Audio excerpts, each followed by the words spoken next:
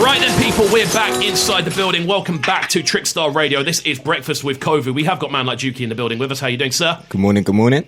That's what we like to see. And we also have a very special guest on the phone this morning. We do. Now, this is one we've been really looking forward to doing. Obviously, Dukey, we've been really, really enjoying a lot of the stuff this artist has been putting out there. Really, really interesting tunes and a real range of tunes as well. Yeah, definitely. It's always an exciting time to see brand new this artist. Yeah. So we're going to introduce who it is. Tia Carys is on the line. How are you doing this morning? I'm good. How are you? I think we're both good, aren't we? I think we're just about good. Sprightly this morning. Just about. It's always very warm down here in this studio, so especially when someone new walks into the room and the heat in the room changes. But obviously, we're here to talk about yourself today, and obviously with the sort of last year or so, it seems like everything has kind of exploded for yourself. Yes. So with that, like, how have you found that as a process then? Obviously going from where you were at the start of the year to where you are now. I think, to be fair, I've always wanted to be, some sort of influential person. So I think compared to what I thought it was going to be, not a lot has changed, Still got the same people around me, still living in the same place, still do my own shopping. I think my favourite part about all of this is, being able to meet all the new people that I have and make all the new connections that I've made. And, it's nice to hear people talking about how my message and my songs resonate with them. So I think we've built like a bit of a solid fan base now, to be fair. And they're amazing. Like, I couldn't have asked for better supporters. So yeah, amazing, man. I mean, kind of with that, then obviously we've heard. There's been 3 tunes that we've been supporting quite heavily here on Trickstar. We obviously opened up the show today with "Pretty on Drill," which was a bit of from what I saw, a bit of a Twitter sort of viral clip by the looks of things. Yes, Twitter and Instagram, it went off.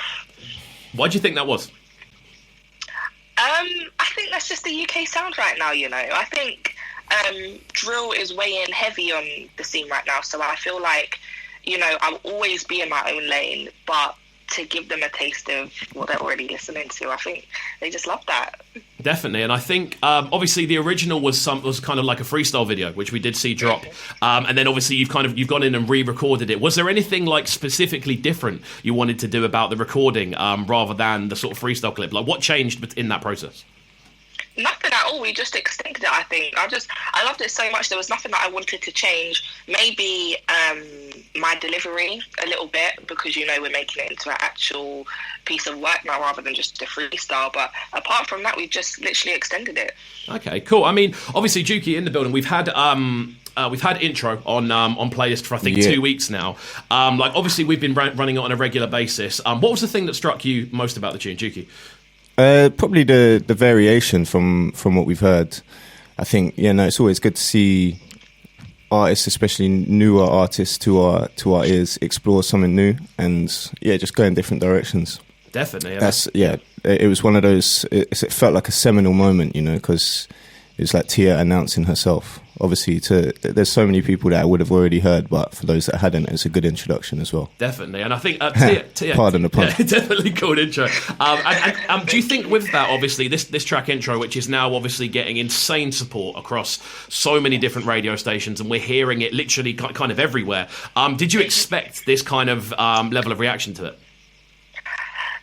To be fair, I didn't know what to expect, because this was our first song going on my own channel.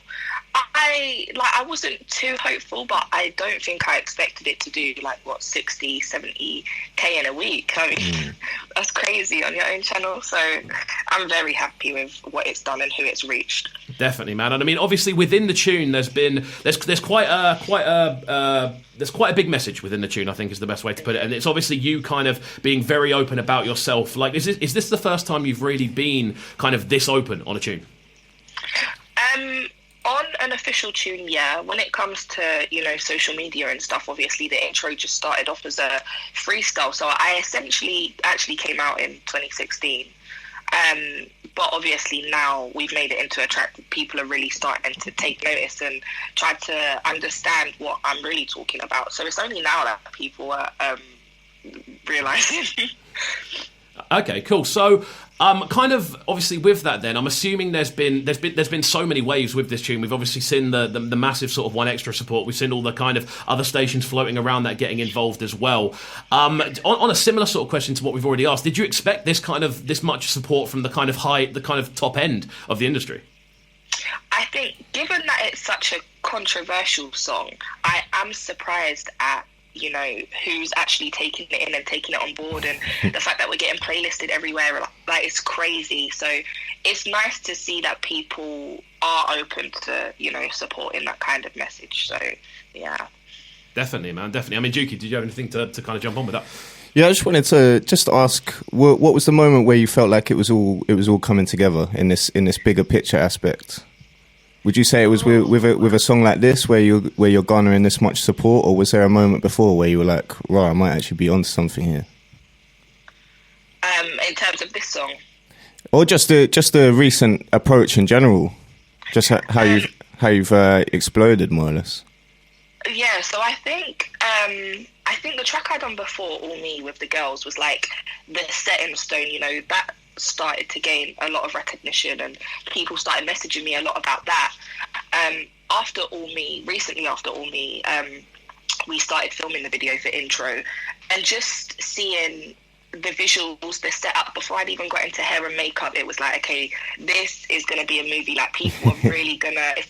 like, out of everything I put out, I know this is what people are going to appreciate the most. So I think, yeah, I was quite prepared for it from when probably All Me, and then when we was actually shooting the video. It must be quite gratifying as well to like sort of see a vision and then have that vision like come to fruition as well as it did. Most definitely. I think I didn't kind of know exactly what I wanted for this, and we took a lot of inspiration from Wretch's Antwi video. Yeah, okay. I can see that. Once, you know, the treatments came through and we started working with the directors, like, everything just came together so effortlessly. Yeah. Awesome, man. I mean, obviously then having that on your channel as well must be quite cool. It must be quite cool to kind of look through your channel and go, look, this is entirely my product now, you know, this is entirely on me. Is that something you're looking to continue with future projects?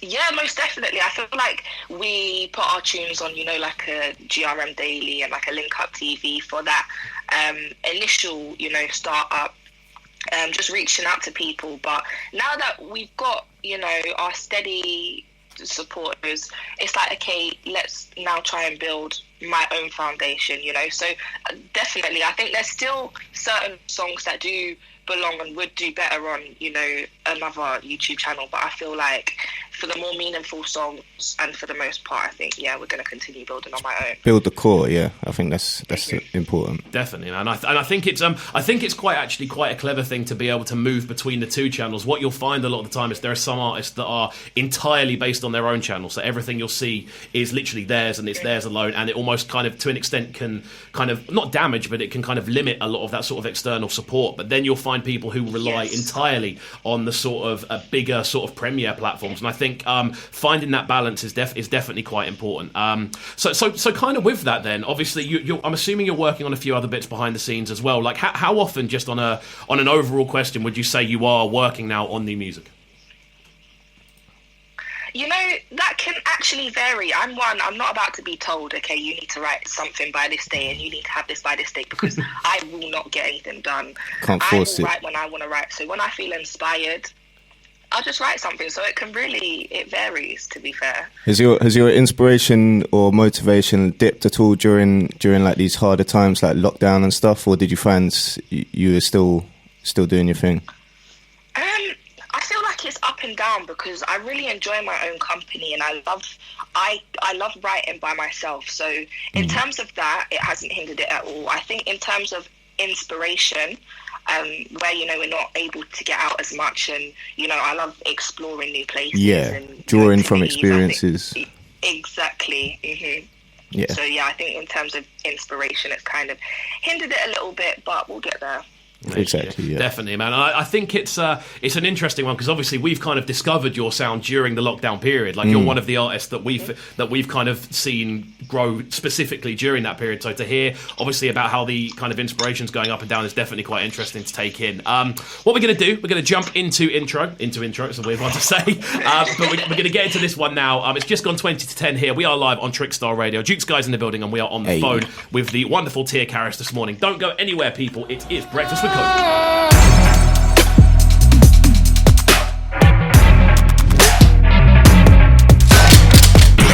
With Cobb Colvin. Trickstar Radio.